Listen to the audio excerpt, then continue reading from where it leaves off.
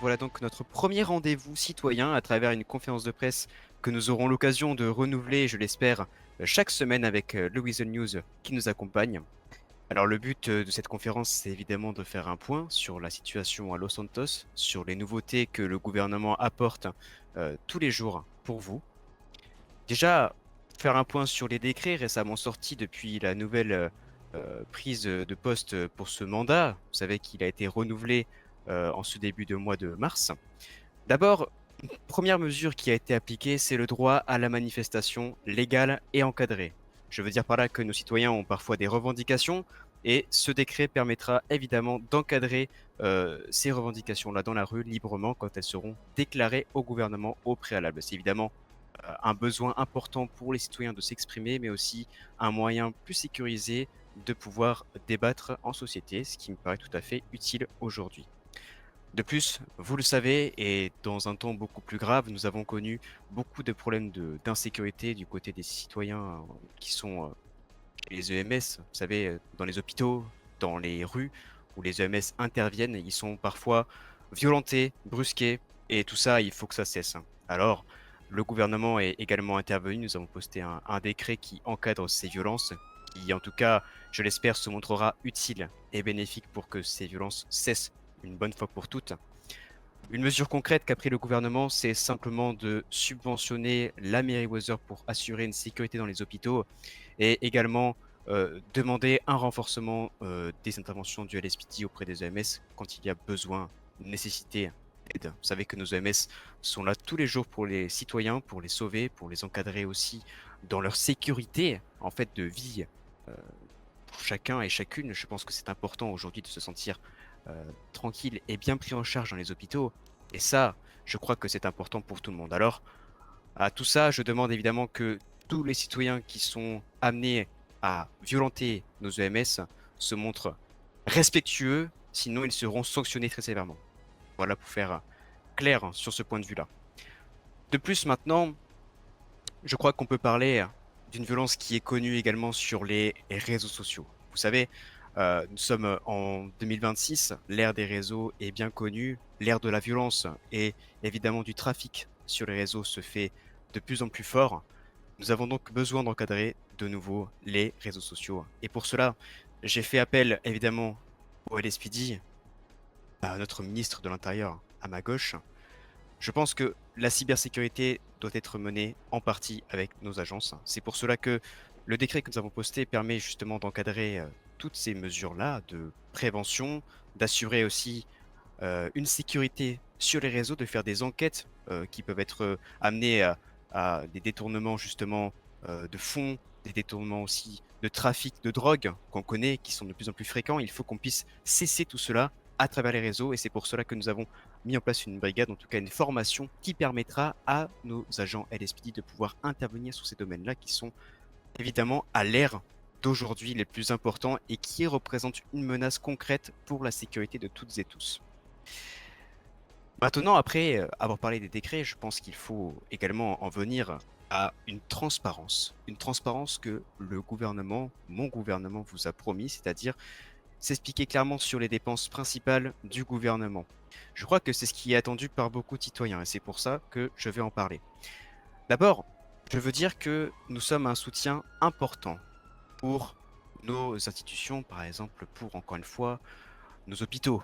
Les EMS sont subventionnés à hauteur de 5 millions par hôpital, ce qui fait quand même un total de 10 millions qui est évidemment investi dans la recherche, dans l'amélioration de systèmes aussi, en tout cas d'outils pour mieux travailler et mieux encadrer les interventions qui sont médicales.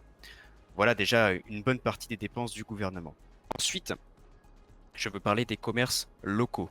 Les commerces locaux, vous les connaissez, ce sont nos supérettes, nos coiffeurs, nos salons de tatouage qui sont subventionnés tous actuellement à hauteur de 500 000 dollars chacun. Ensuite, évidemment, pour assurer un bon déroulement du trajet de l'argent à travers Los Santos, nous avons besoin du groupe 6. Le groupe 6 est également subventionné pour assurer ces convois. Voilà une dépense aussi importante.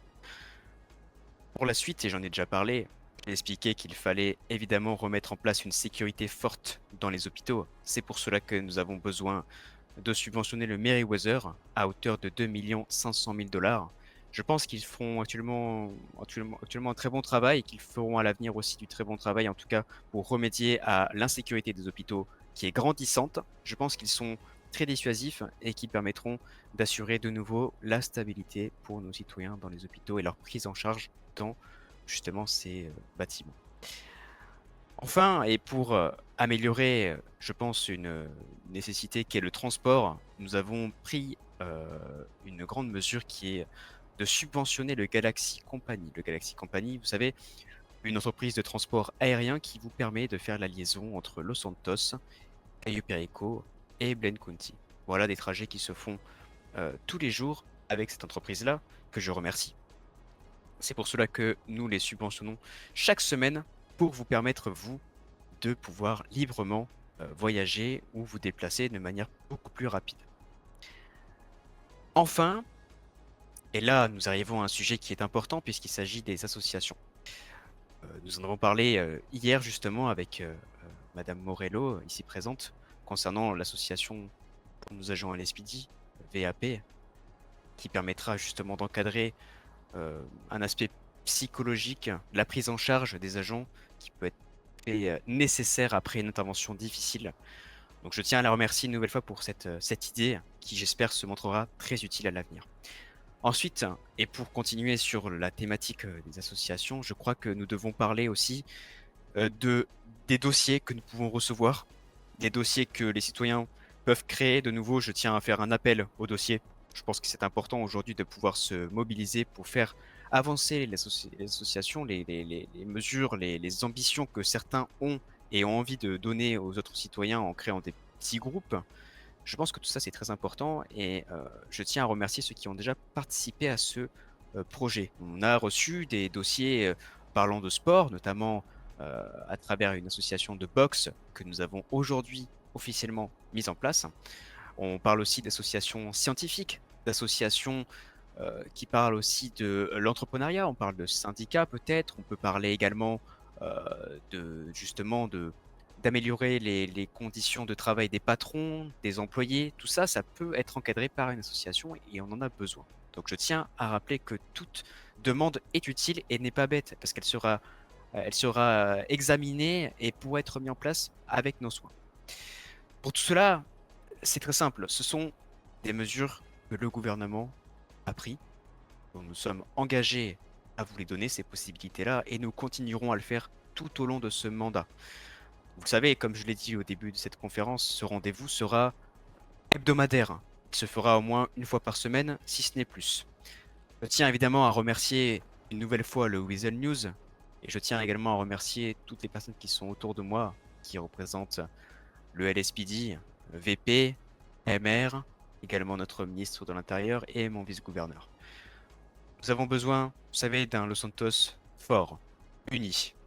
Pour tout cela, je compte sur vous. Merci, très bonne soirée, God bless America, vive Los Santos.